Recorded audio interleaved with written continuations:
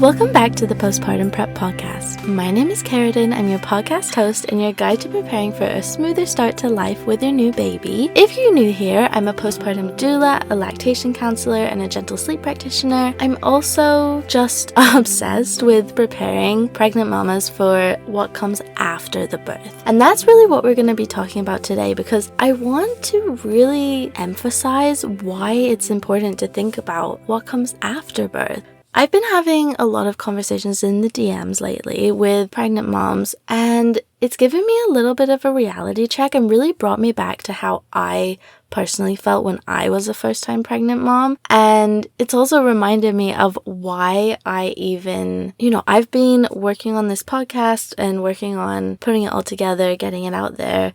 It's really been a journey in the making for the past 2 years. And these conversations with the mamas who are currently pregnant is really bringing me back to why I wanted to start this podcast in the first place, because it's reminding me, like I said, of how I felt when I was a first-time mom. And how I felt when I was a first-time mom was just so completely overwhelmed with planning for the birth that I felt like anything that came after the birth was, it came after the birth. It came after the birth in terms of when I was thinking that I'd start learning about stuff, but it also came after the birth in terms of my priorities when it came to what felt important to be preparing for during pregnancy. So it felt really important to me to prepare for the birth. The birth was my top priority, and anything that came after the birth was a secondary priority. It maybe wasn't even a priority because birth just felt like such a big, huge thing. And it is, don't get me wrong, I completely think birth is such a huge thing, and it's like a once in a lifetime experience. And it makes complete sense to me why I felt that way, why I felt like birth was, I just needed to focus on preparing for the birth and I could think about anything else after. But boy, life after birth certainly then came as quite a shock to me. And I know I'm not alone there. I think shock is an emotion that I often hear from new parents when they kind of get to the postpartum period and actually experience life with a new baby. And that's certainly what I experienced. I was completely shocked. I did not realize how big a deal it was to actually be entering life with my new baby. I just remember thinking I couldn't believe I had spent so much time preparing for the birth when the birth was only one day, and now suddenly I'm living every single day with my new baby. And the learning curve of it, you're gonna have a learning curve in those first few days, in those first few weeks, months, years. I'm still learning every single day and I have a 2.5-year-old now, but the learning curve in those first few days, especially those first few days and weeks, but those first few days especially,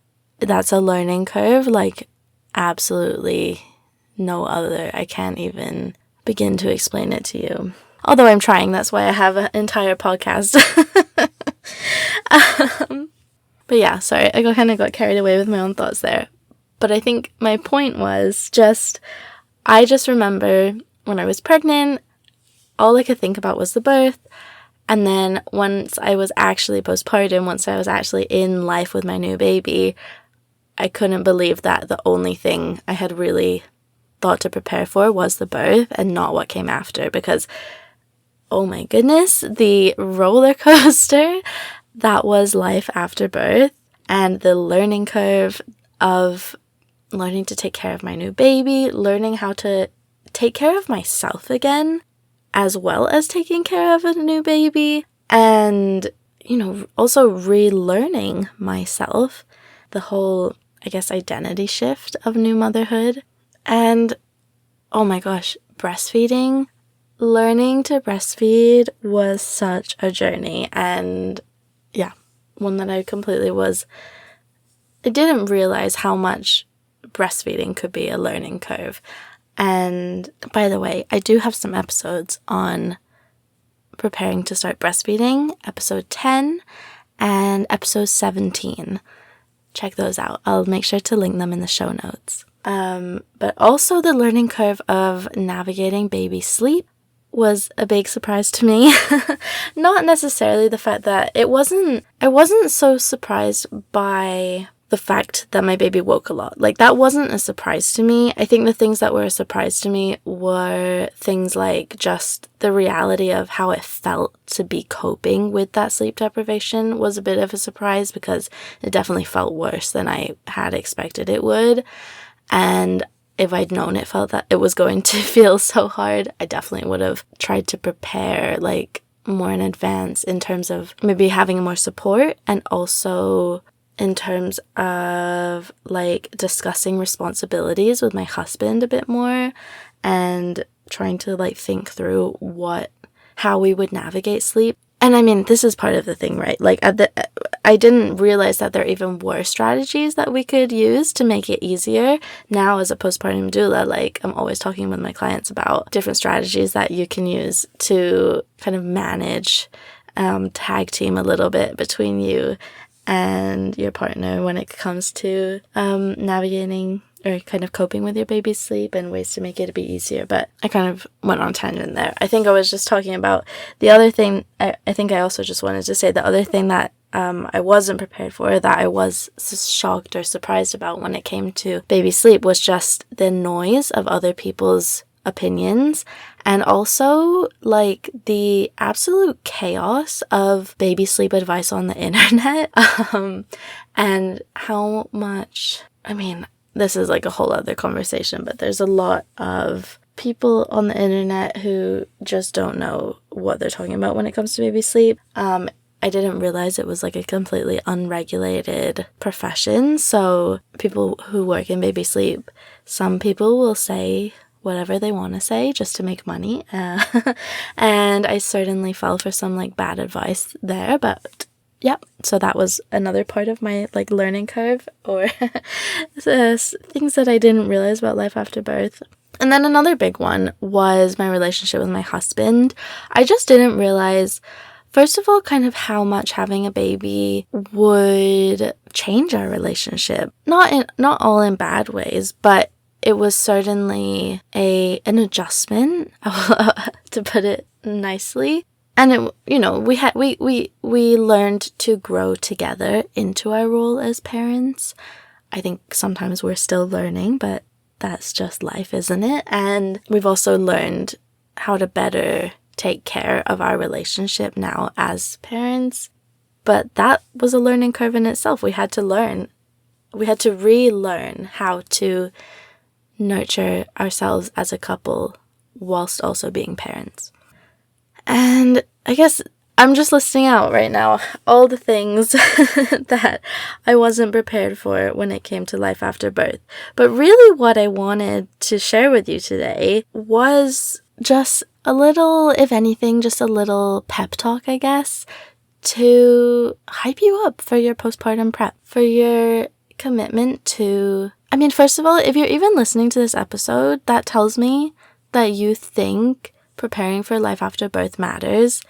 And I think if that's what you already think, you're really like way ahead. You're already winning the game. Like, I commend you for being here. I commend you for making preparing for life after birth a priority, for making the time to listen to this episode. And I truly think your future self will be thanking you. And I also think your baby will be thanking you for making it a priority to prepare not just for the birth, but for their arrival, and for actually living life with your baby. If you've been listening to the podcast before, you'll know I love a good Instagram poll.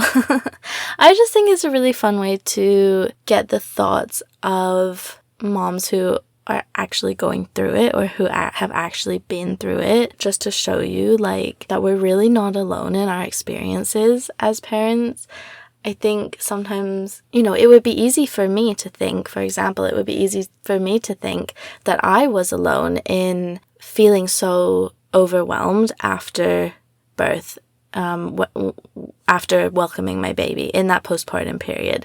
It would be easy for me to think that I was the only one, especially because social media, seriously, makes us think that most people have this like really easy, happy, smooth, gentle, cozy transition to life with a new baby. But like, I'm a postpartum doula. I literally work in people's homes after they've given birth in the day-to-day. I know that it's not always this picture perfect experience after birth. Anyways, I digress. I just wanted to explain why I love Instagram polls, just because I think it really shows that like we're not alone in our experiences. So the poll that I wanted to share with you today was I had posted in my Instagram story a thread that I had shared. It says, if you're currently pregnant with your first baby, this is your heads up that preparing for postpartum can be even more important than preparing for birth. And in my poll, I asked experienced moms, what do you think? Because maybe it's just me. Maybe preparing for birth really is more important, and I just think postpartum prep is more important because it's what I am talking about on the podcast every single day. It's what I do for work. Maybe it's just like me thinking this, but this poll clearly is not just me. I had a few options. I said postpartum prep is more important than birth prep was option 1. Birth prep is more important than postpartum prep was option 2. And they're equally as important was option 3. Let me just start off by saying 0% said that birth prep was more important than postpartum prep. Can we just take a moment and like let that sink in? I'm going to say it again. 0% of moms thought that birth prep was more important than postpartum prep. Nobody in this poll who had already given birth thought that birth prep was more important than postpartum prep. Compared to 57% felt that postpartum prep was more important than birth prep. And then 43% felt that they were equally as important. So I think the takeaway from this poll was really that like experienced moms who have been through birth, who have been through postpartum, none of them thought that birth prep was more important than postpartum prep.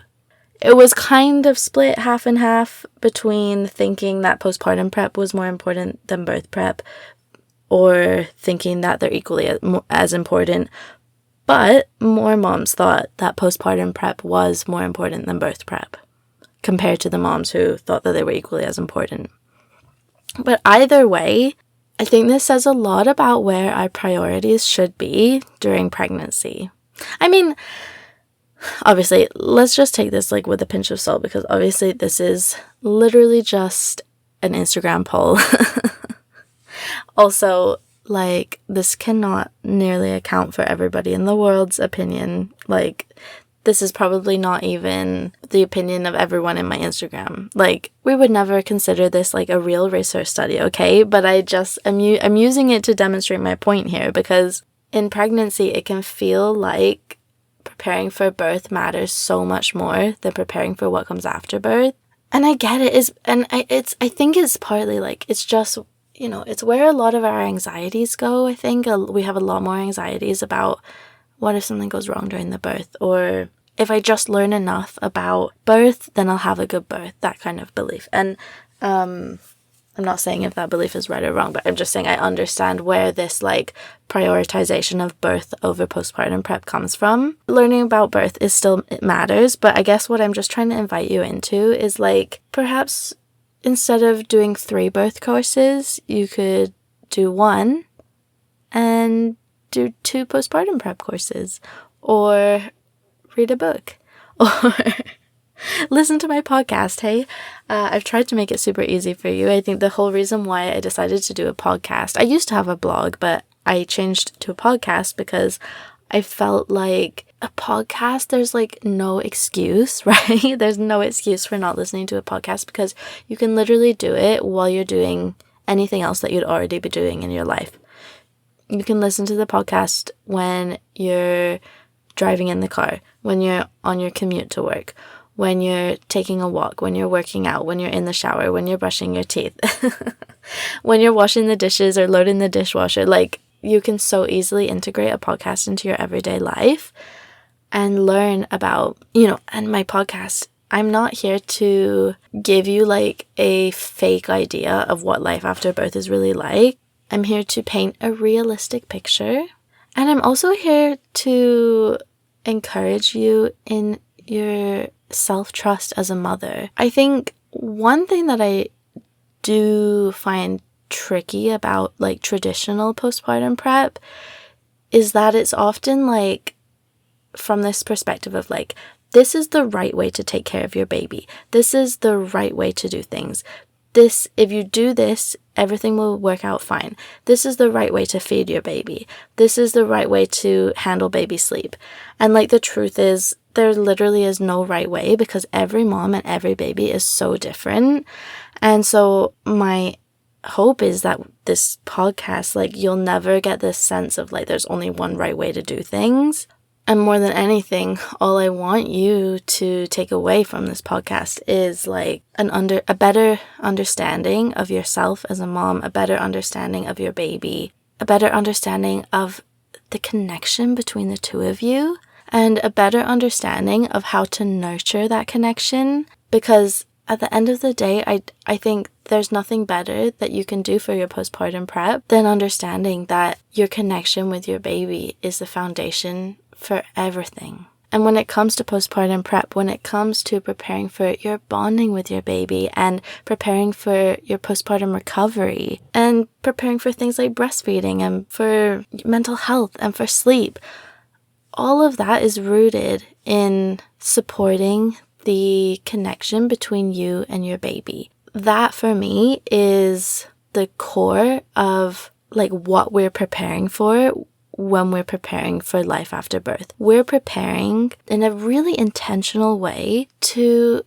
set you up so that you're able to, as much as possible, nurture that connection between you and your baby. So if that resonates with you, I hope you'll stick around. I hope you'll listen to a few more episodes. And yeah, before we end, I just wanted to let you know about a new resource I have, a free postpartum prep checklist. I will be sure to link it in the episode description. I'll link it in the show notes. You can download it from my website, motherbabywellbeing.com. You can also download it. I'm sure I have it linked in my Instagram bio too, at motherbabywellbeing on Instagram. I created this checklist based on the postpartum plan template that I always have used with my postpartum doula clients. And actually, if you get this free checklist, linked inside of the checklist is the postpartum plan template. So I'm literally giving away all of my best stuff for free, but I just know what a difference it would have made for me personally if I had this checklist. If I had someone who had already been through postpartum show me like, here, these are all the things you need to think about. Because I think, when I was pregnant, I had a postpartum binder. I still have it. And I thought I was prepared for postpartum. Like I had my postpartum prep checklist. But the thing is, as a first-time mom, I didn't know what all the things were that I actually needed to be preparing for. I don't know how I came up with this checklist. I think it was the things that I just, the things that I thought to do, like washing the baby's clothes and creating postpartum freezer meals. But real postpartum prep just goes so much deeper, and it's really just things that I wouldn't have even thought to put on this checklist as a first-time pregnant mom because I didn't know what I didn't know. Does that make sense? Like I said, this checklist is completely free. It is just an offering that I want you to have this. I want you to be able to have a really clear step-by-step. I want to take the mental load off your plate and just give you the step-by-step.